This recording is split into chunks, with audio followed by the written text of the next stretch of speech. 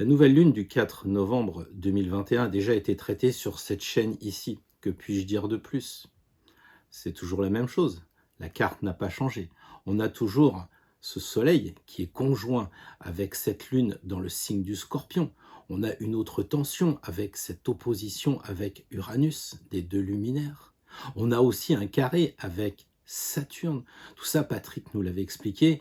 Patrick Gianni nous avait dit, ça s'appelle un T carré, d'autant que Saturne est toujours en tension avec Uranus. Donc, l'avenir n'était pas très bien perçu lorsque nous étions le 6 septembre à en parler déjà.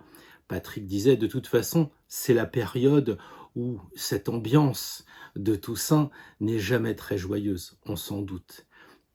À l'époque, on avait déjà déterminé que le maître du Scorpion, Mars, arrivait tranquillement dans son signe et allait générer évidemment une énergie tout à fait scorpionesque, relayée évidemment par Mercure, qui arrive lui aussi en Scorpion, puisque on va traiter la semaine du 1er au 7 novembre prochain.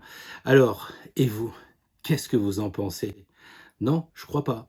Non, non, non. Vous n'allez pas le mettre en commentaire. Pourquoi? Parce qu'aujourd'hui, nous sommes bien dans le signe du Scorpion. Alors, on va voir ce qui se passe, on va creuser, on va essayer d'en extraire la substantifique moelle, comme dirait, je crois que c'est Rabelais.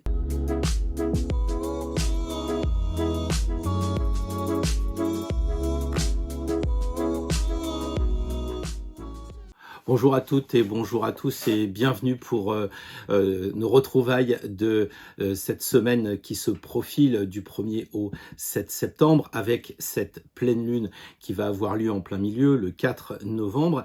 Et j'ai envie de dire, l'heure est grave parce qu'en Scorpion, on sait très bien que c'est la mort, mais c'est aussi la transformation. Alors qu'est-ce qui va renaître? Qu'est-ce qui va renaître? Alors déjà, merci beaucoup pour tous vos commentaires qui font participer la chaîne. Je crois que si vous pouvez chatouiller les algorithmes, c'est toujours bien. Pensez au pouce bleu, à vous abonner, la cloche, enfin, vous connaissez la technique. Je ne vais pas y revenir davantage. Je préfère m'attacher à essayer de comprendre ce qui va se passer, ce qui pourrait se passer. Parce qu'en fait, dans les commentaires, je regarde sur les autres chaînes, certains disent oui, les astrologues sont pas d'accord entre eux, les tarologues sont pas d'accord entre eux. Bref, comment cela se fait? C'est tout simple.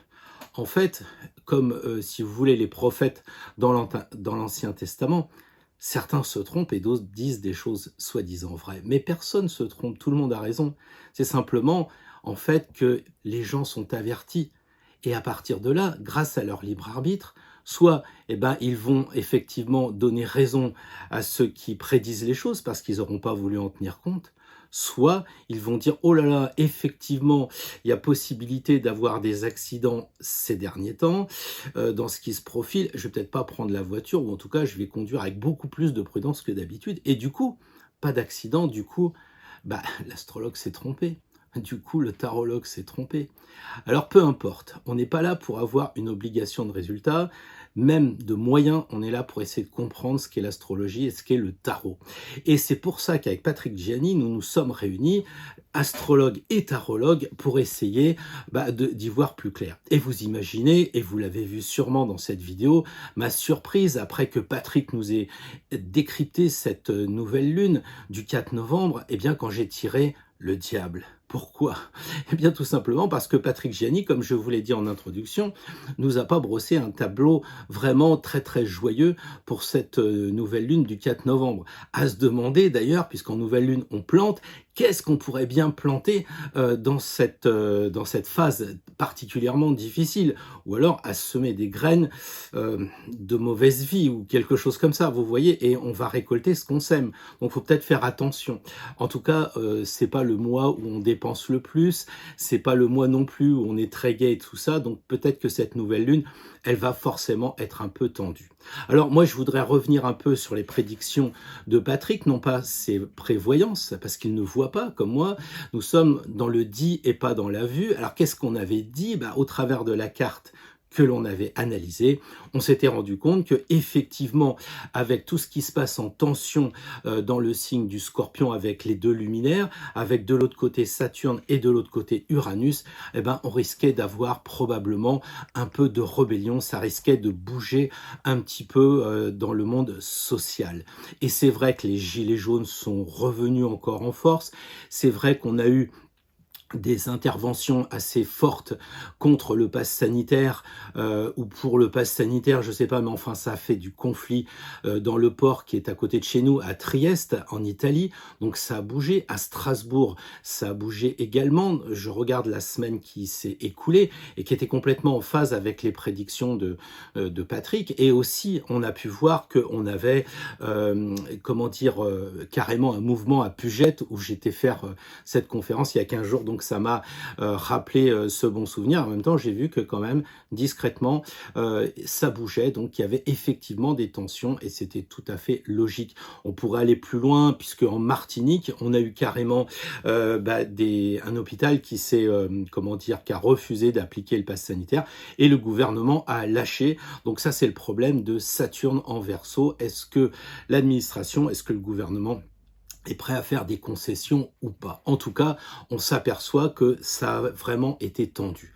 Mars en Scorpion, eh ben, c'est effectivement Scorpion les choses qui vont ressortir, et Mars par la violence. Qu'est-ce qui ressort? Brandon Lee, et oui, le fils de Bruce Lee, qui finalement a été tué de la même façon que ce qui s'est passé avec Alec Baldwin. Donc en fait, si vous voulez, la violence de Mars sur le tournage récemment a fait remonter quelque chose qui s'est fait avant. Donc on voit vraiment que, comme Pluton le fait en ce moment en Capricorne, et on l'oublie trop, je dirais, Pluton continue à remplir son office dans le signe du Capricorne. De la même façon, on peut dire que le Soleil en Scorpion amène à faire remonter les choses qui étaient cachées, les choses qui étaient secrètes.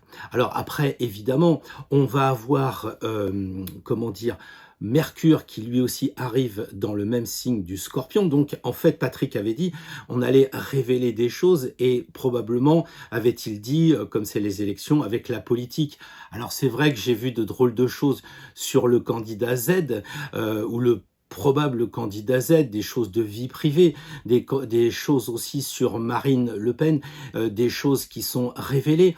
C'est marrant, on a l'impression que c'est le moment de dire des choses. Alors je sais bien que quand on est en campagne, on ménage pas son adversaire, mais là on va vraiment dans les choses de vie privée, et c'est peut-être désagréable et c'est peut-être dommage d'en arriver là, alors qu'au lieu de transformer les vilainies, on devrait transformer la société. Mais là, c'est peut-être un peu le Verseau qui parle. Ensuite, tout étant lié, je ne sais pas si on peut dire que ce sont des choses politiques, peut-être des choses plutôt économiques.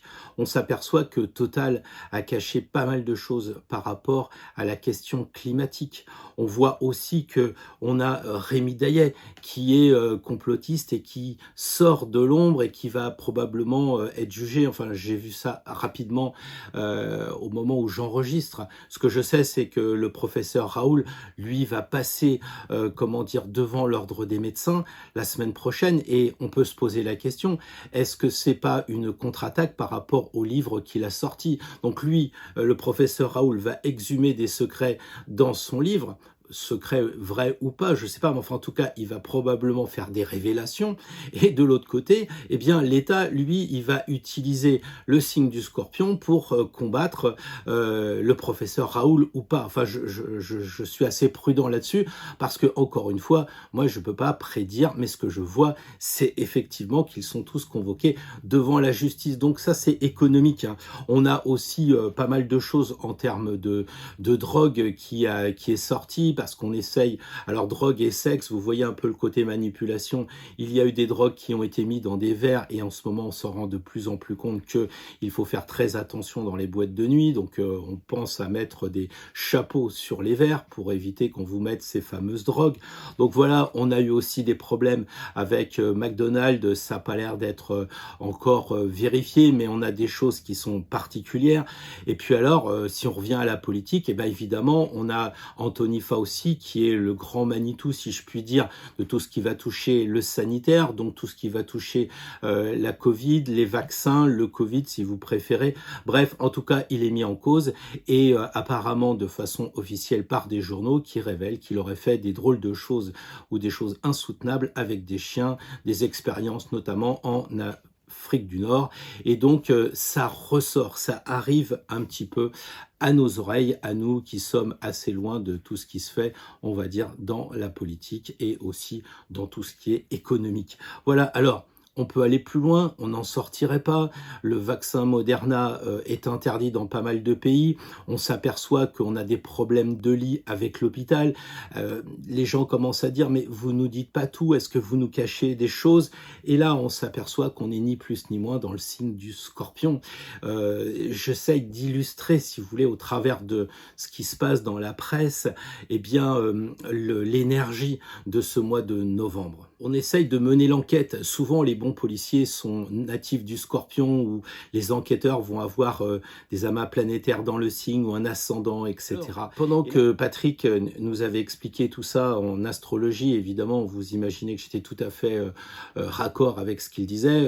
Je devais tirer une carte en tant que tarologue et c'est la carte, évidemment, du diable qui était sortie, qui correspond bien au signe du Scorpion. On voit très bien avec ce qui se passe en bas. Hein. En haut, c'est le sexe, l'argent, le pouvoir, les gens qui se sentent liés. On est vraiment là-dedans. Le pouvoir qui, en ce moment, est extrêmement tiraillé parce que ça va être de nouvelles élections. C'est le moment intense pour la politique. On s'en rend pas compte. Mais si vous regardez, tous les présidents américains ont été élus dans la semaine qui vient. Il n'y a pas de problème. Depuis des générations et des générations, c'est entre le 1 et le 7 que se font les élections. Sauf pour Donald Trump, puisque lui, il n'a pas fait comme tout le monde, ça a été des élections le 8. Mais sûrement un hasard, sûrement une coïncidence. Mais vous voyez l'état d'esprit de ce diable qui nous rappelle le pouvoir, l'argent, le sexe, toutes ces choses qui remontent en ce moment. Et évidemment, c'est la même chose que la semaine dernière, simplement les tristes héros changent, mais l'état d'esprit reste le même. Et c'est pour ça que je me pose la question, est-ce que on doit, essayer de comprendre les énergies du moment, ou est-ce qu'on doit s'en affranchir et dire, écoutez, moi après tout, ça m'intéresse pas, quoi. Je vais aller m'amuser, je vais rigoler, et tant pis, moi, la fête des morts, Halloween, tout ça, c'est pas mon truc. Mais je pense qu'on sera forcément rattrapé par les énergies. On peut dire ce qu'on veut, on peut s'habiller comme on voudra. L'hiver, il fait toujours plus froid que l'été. La vraie question, c'est de se demander si les astrologues ne seraient pas des oiseaux de mauvais augure. Mais la réalité est là. Quel est le tableau? Eh bien, on va dire que de toute façon, quoi qu'on dise, les mauvaises choses sont là. Même si on décide de s'amuser, l'actualité, elle est vraiment scorpionesque, on vient de le voir. Les gens qui sont sensibles vont même arriver à transcender ce qui se passe. Si vous connaissez des gens qui sont très magnétiques et autres, ils vous diront que pendant ces moments, ils ressentent du froid dans les pieds, du froid dans les mains, alors qu'il y a du chauffage chez eux. Qu'est-ce qui se passe? Alors, pour certaines personnes, ceux qui croient dans cette idée-là, eh bien, ils vont dire que c'est nos ancêtres qui remontent, et ça tombe bien puisque c'est la Toussaint et la fête des morts. Donc on a peut-être des connexions plus faciles à avoir, à obtenir avec les défunts, d'où effectivement les ressentis que les personnes sensibles peuvent avoir. Voilà. De toute façon, clair et net, je pense qu'on est obligés tous autant que nous sommes de passer par là. Dans les mails de la semaine passée, je m'étais un peu agacé en disant mais est-ce qu'on pourrait pas quand même changer cet état d'esprit glauque et tout ça?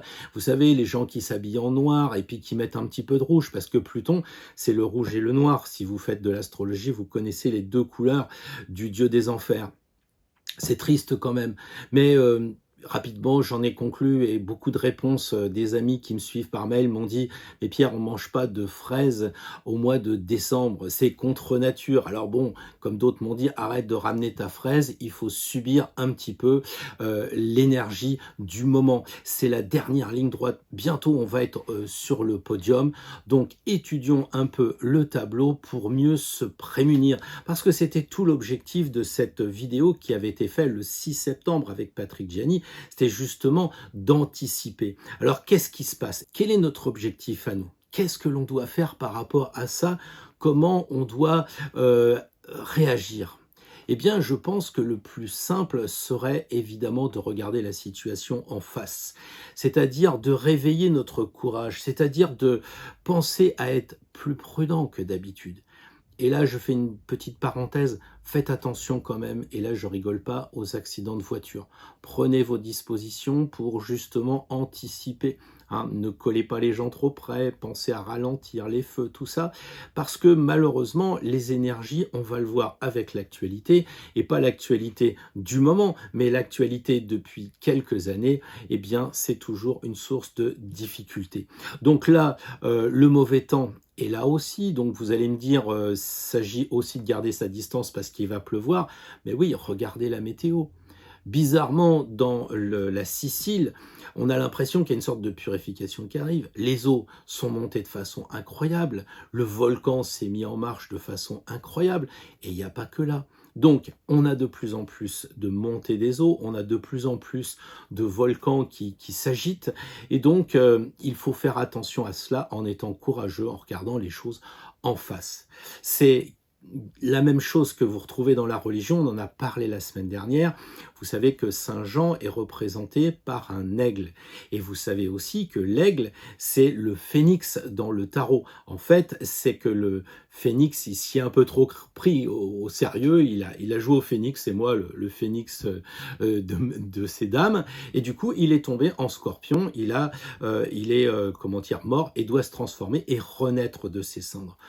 Or, l'aigle, la particularité qu'il a, qui correspond à Saint Jean, et qui correspond, si vous voulez, au lutrin quand vous rentrez dans une église, c'est qu'il peut regarder le soleil. On a dit que nous, on devait faire un tour dans l'église la semaine dernière, mais l'aigle, non, il est initié, il peut regarder directement le soleil, il peut regarder la lumière en face parce qu'il est initié. Et concrètement, un aigle, ça a deux paupières pour justement pouvoir, quand il est en vol, eh bien ne pas dire « Oh là, il y a une montagne ». Vous voyez le truc, il voit.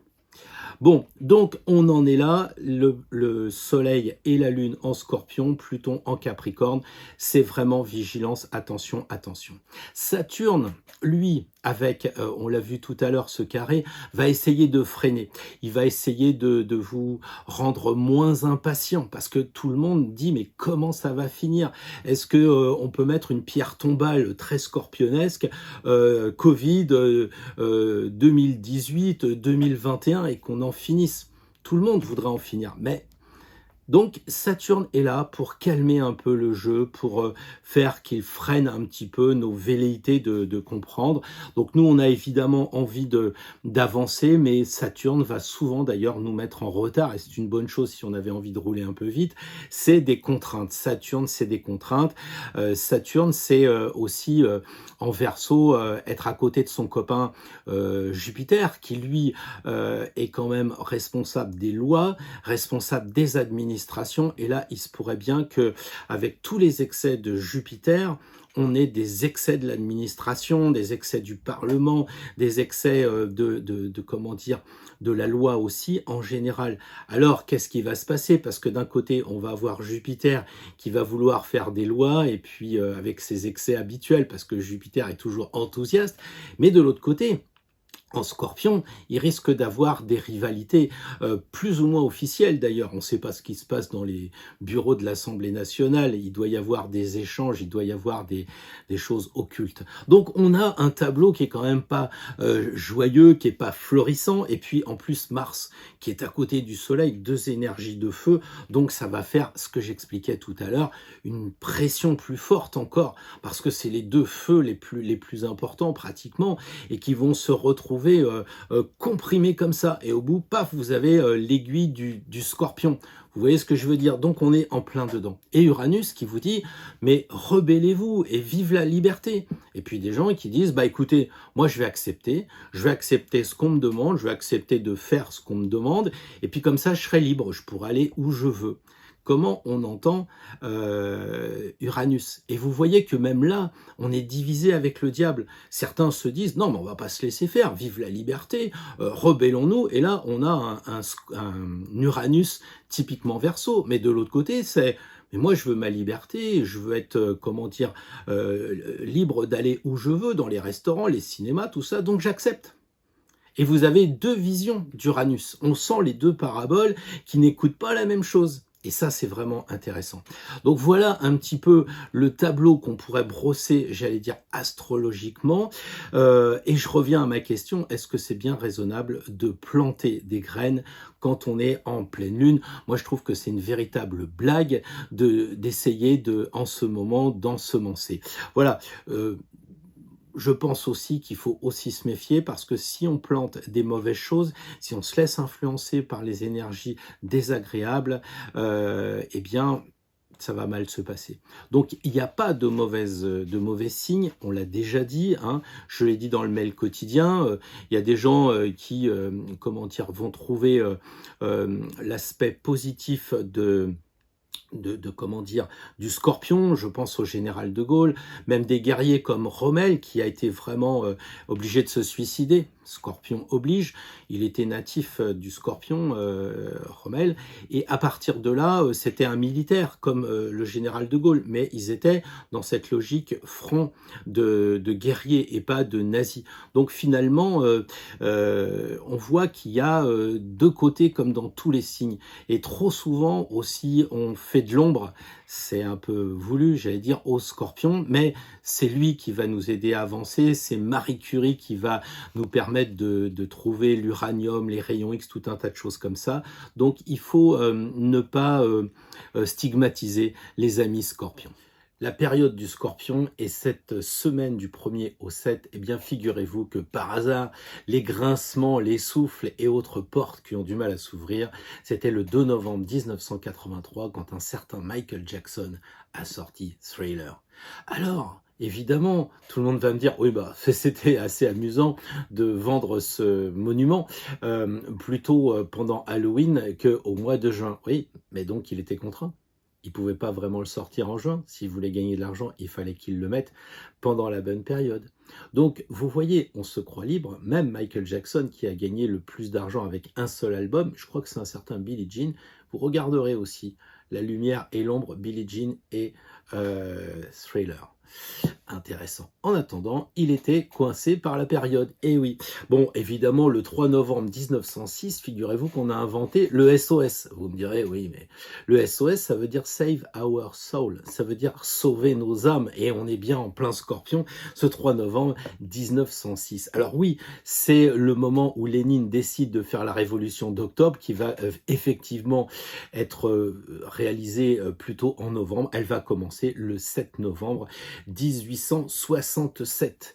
Le 7-11 1867 également, c'est la naissance de Marie Curie, une scorpionne qui aura 2 prix Nobel magnifiques, surtout pour une femme à l'époque où c'était très difficile, mais quand on trouvait et quand on était scorpion, il n'y avait aucune raison pour ça ne fonctionne pas.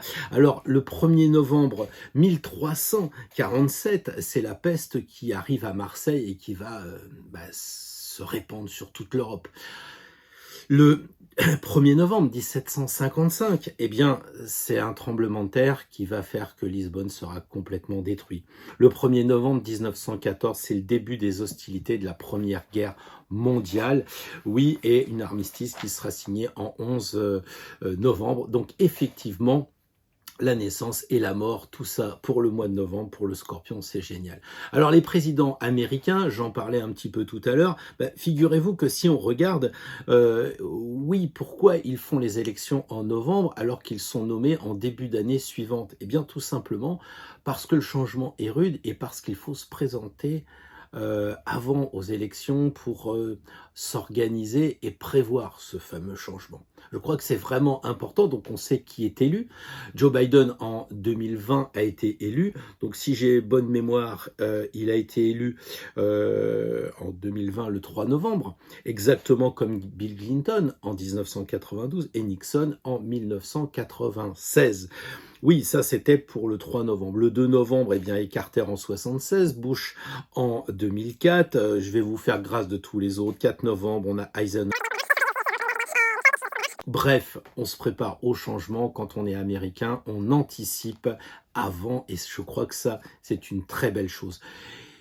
On ne peut pas y voir des non-hasards. Le premier essai nucléaire en France, 7 novembre 1961. Bref, la liste est longue, vous l'avez compris. C'est des moments qui sont propices justement à ce genre de choses. Faire des essais au plutonium, oui, en Scorpion, ça me paraît tout à fait approprié. Alors, je vais juste vous croquer quand même un personnage assez étonnant qui s'appelle Albert Londres. Vous connaissez sans doute le prix Albert Londres qui est décerné pour les journalistes de moins de 40 ans par la fille d'Albert.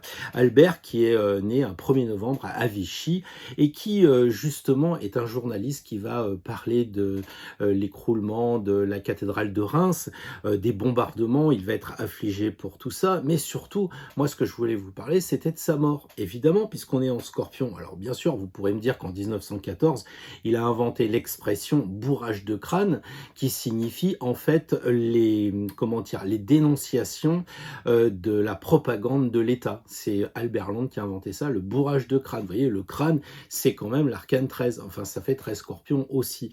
Mais surtout, Albert Londres, il a été probablement tué par un non-hasard dans les larges de Djibouti, alors qu'il revenait d'un reportage où il allait tout dénoncer sur un trafic d'armes. Donc, vous voyez le côté scorpion, hein, Alec Baldwin, tout ça.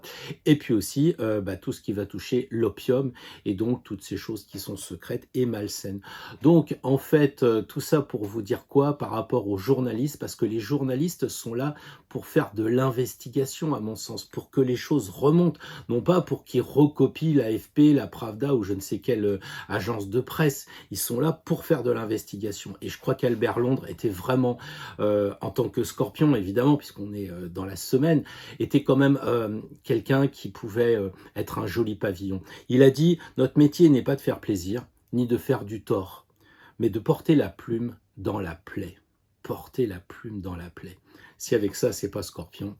Donc, à charge pour nous de voir dans tous ces symboles comment on peut évoluer, comment on peut avancer. Je pense que la vraie question que j'ai posée au début et qui arrive, et vous, comment allez-vous? Je pense que vous êtes allé à Compostelle, peut-être plus avec le tarot, avec ce qu'on a vu la semaine dernière, et que vous avez changé. Simplement de prendre conscience, peut-être aussi de décider que vous alliez changer. Pas forcément la chose qu'on va réussir à faire une semaine, mais de prendre conscience qu'on a un travers, qu'il y a quelque chose qui ne va pas et qu'on veut changer. Eh bien, c'est une expérience de révéler ce qui est caché, qui est super intéressant. C'est le mot d'ailleurs, c'est révélation. C'est les choses qui sont cachées par les gouvernements, qui sont cachées par la famille, qui sont cachées par nous-mêmes, parce que il faut être courageux pour ça. Et c'est ce qu'on a dit avec ce Mars en Scorpion qui arrive à être courageux. Donc, l'astrologie nous a préparés à ce voyage. Personnellement, j'ai regardé un peu le blason de la ville de Nîmes où j'habite. Alors, figurez-vous qu'il y a un palmier et un crocodile. En fait, c'était une colonie des Romains qui, pour récompenser les soldats, eh bien, les fait venir à Nîmes, parce qu'il y a aussi cette colline à Rome, et ils pouvaient prendre une bonne retraite. Et donc, le drapeau de la ville de Nîmes, le blason, l'emblème, c'est un crocodile et puis un palmier. Et vous dites, ah on est bien avancé avec ça. Comment est-ce qu'on pourrait imaginer une transformation? Eh bien, si on veut regarder, le palmier et le crocodile viennent de l'Égypte. Pourquoi? Parce qu'ils avaient gagné une bataille en Égypte, je vous laisse chercher laquelle, une histoire de Cléopâtre, tout ça, enfin bon, bref, je ne sais pas trop. Mais en tout cas, ce que je sais, c'est que ça se passait en Égypte et que pour les récompenser, on leur a donné une colonie de vacances à Nîmes. Némosus, la source, une ville où il n'y a même pas de fleuve, parce qu'il y a une source. Ah, c'est bizarre quand même. Et puis, ça s'est passé en Égypte. Or, vous savez que l'Égypte tire son nom de Al-Kémia, ou plus exactement le pays de Kem. Et Kem, c'est ce qui est noir. C'est le limon du fleuve, le Nil, qui amène à manger aux gens. Donc, en fait, Al-Kémia vient du pays de Kem, donc de la transformation de la terre noire, et on y est vraiment en Scorpion. Et quand on regarde les deux choses rapidement, un palmier, c'est dans le désert, mais il transforme, c'est un alchimiste. Il arrive à faire produire des dattes et nourrir les gens. C'est pas magnifique de passer du sable à la datte? Et un crocodile dans le Nil, s'il n'y a pas de crocodile dans le Nil, ou dans Nîmes, dans le Nil, c'est mieux, moins dangereux à Nîmes, eh bien, avec sa queue, il va oxygéner le fleuve. Et donc la vase, elle va bouger, et c'est comme ça que pourront naître les magnifiques lotus, parce qu'ils auront été, dans certains endroits, oxygénés par la queue du crocodile. Donc on voit vraiment que si on veut prendre un symbole, on peut arriver à peut-être rechercher des choses qui nous transforment. Voilà. Donc ça, moi, c'est un petit peu mon retour de Compostelle, parce que j'ai voulu changer un peu. J'ai pris le blason de la ville de Nîmes. Et vous, alors, qu'avez-vous fait comment dire, de cette première étape? Vous avez compris que vous aviez des choses que vous cachiez en vous, et que maintenant, il allait falloir, eh bien, peut-être dire plus de vérité, et puis essayer de trouver la vérité autour de nous. L'étape suivante, la troisième, serait évidemment de changer la société. Bon, pour l'instant, on va rester dans la deuxième étape. Et nous, comment pouvons-nous changer notre entourage? À la base, il y a des secrets qu'on ne peut pas révéler parce que bien trop dangereux, et chacun a le discernement pour ne pas tout dire à n'importe qui, n'importe quand. On ne parle pas à un enfant de 12 ans comme on va parler à une personne de 50, évidemment. Mais il ne faut pas utiliser justement ce genre d'argument de dire non, on ne peut pas tout dire, pour finalement ne rien dire. Parce que si on ne dit rien, eh bien ça empoisonne les relations avec les autres. Et c'est tout ce que l'on appelle les secrets de famille.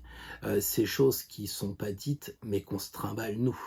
Lisez Anne Schlussenberger pour voir un peu les histoires de mémoire de viol dans une famille. Lisez aussi le syndrome du gisant. Bref, regardez la psychogénéalogie, regardez peut-être la formation que vous avez suivie et que vous utilisez peut-être, que j'ai mis en ligne, qui s'appelle donc le niveau 2 dit psychologique du tarot, où tout d'un coup, eh bien, on a des choses que l'on ne dit pas et qui sont révélées. Tout d'un coup, l'empereur, qui est Charles Quint, un mec vraiment bien, enfin je peux dire, tout d'un coup, c'est quelqu'un quand même qui va taper, qui va utiliser sa ceinture, etc., si on le regarde à un autre niveau. Donc, vous êtes bien rentré, vous êtes bien rentré, vous êtes prêt à aller plus loin?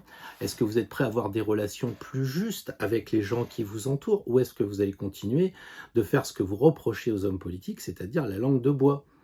Et je dis vous, mais je dis nous. Moi aussi, ça m'arrive d'utiliser la langue de bois. Et quand le soir, je me dis, mais c'était peut-être pas très bien, eh ben j'essaye. Non pas de faire un truc doloriste, c'est ma faute, etc. Non, mais essayer de réparer, d'aller plus loin. Donc, peut-être avant d'agir a posteriori, bah, a priori, on peut essayer de faire des relations plus vraies, plus authentiques. Et ça pourrait être le challenge de la semaine qui vient, être authentique, comme l'étoile qui est toute nue, d'accord? Parce que si on ne dit pas les choses, à un moment donné, ça peut faire cocotte minute, et comme dit l'autre, ça pète. Parce que bah, c'est révélé. Et c'est ce qu'on voit dans la presse, le scandale de tel roi, le scandale de telle princesse, que sais-je encore.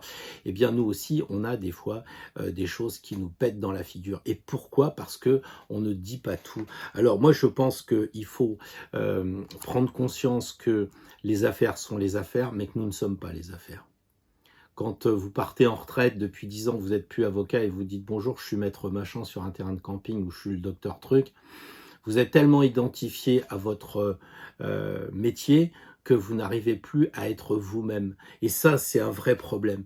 Donc du coup, on ne se comporte plus comme nous-mêmes. Il faut, je pense, utiliser le scorpion qui tue pour tuer les secrets. C'est le moment ou jamais. Tuons les secrets. Et par exemple, le secret, c'est de dire à une personne, comme me l'a soufflé mon ami l'autre fois, bah, je t'invite souvent parce que bah, tu es relativement pauvre, quoi. Mais ça, je peux pas te le dire. Sauf que lui, il le sent. Et donc, en fait, il voit que les invitations sont faites par pitié, mais pas par amitié. Et donc, quand ça pète, on perd un ami parce qu'on n'a pas dit les choses, alors que la personne pouvait être prête à l'entendre. Alors, comment faire, vous allez me dire? En étant pédagogique. Parce que si on explique les choses, après les gens peuvent faire leur libre choix avec leur libre arbitre. J'ai parlé dans le mail quotidien l'autre fois de la peine de mort en France, et j'espère que j'ai été clair, parce que je ne voudrais pas qu'on croie que je suis pour. Je voudrais surtout qu'on comprenne que les gens à l'époque étaient pour la peine de mort et que le Parlement a voté contre la peine de mort. Autrement dit, il y a eu quelque chose qui a été refoulé, quelque chose qui était dans le non-dit. Conséquence de l'histoire, bah c'est très simple. Conséquence de l'histoire, ça revient sur le tapis en ce moment. Et oui, ça meurt et ça renaît parce que ça n'a pas été tué complètement. On a la même chose dans plein de domaines. Vous prenez l'Europe, les gens ils votent contre, mais après on le fait contre eux. Et puis maintenant, on est sans arrêt en train de se poser des questions. On reste ou on reste pas dans l'Europe. Bref, il faut faire preuve de pédagogie. Je le donne au niveau de l'État parce que nous avons ça en commun, mais je pense que individuellement, on a aussi ce manque de clarté qu'on devrait développer.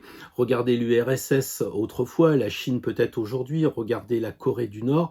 On cache du temps de l'URSS, les gens, ils en faisaient de plus en plus, ils cachaient de plus en plus pour faire plaisir aux supérieurs. C'était comme ça que ça fonctionnait. Ah là, pour le coup, on cachait, puis on était extrêmement loin de la vérité.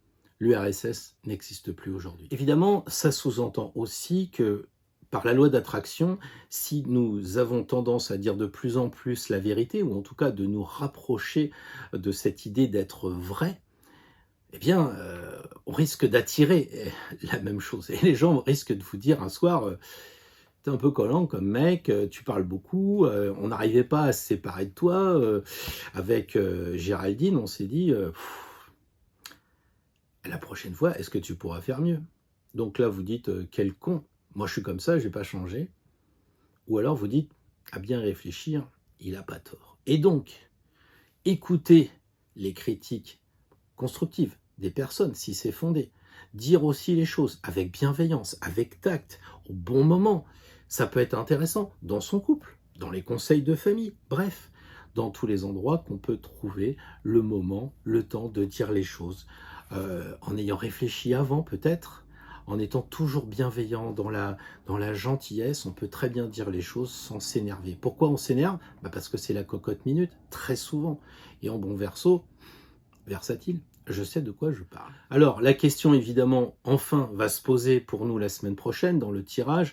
On va faire un tirage, comme d'habitude, sur les majeurs. Enfin, je dis comme d'habitude pour l'instant. Comment être vrai?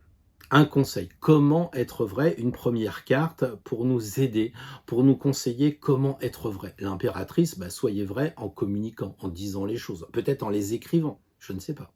D'accord? Vous me suivez. Deuxième carte. Dans quel domaine?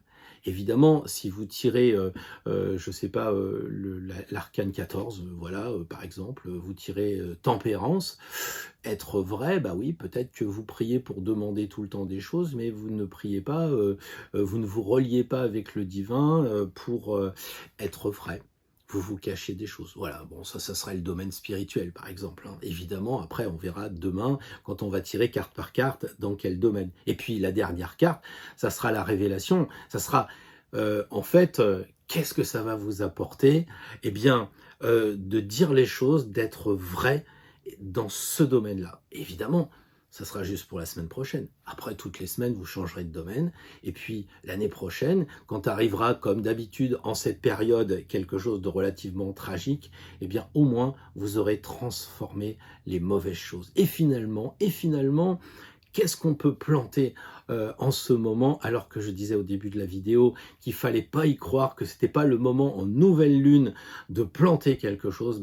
Plantons les semences pour être vrai, pour être authentique. Je vous dis à demain matin pour le tirage, signe par signe.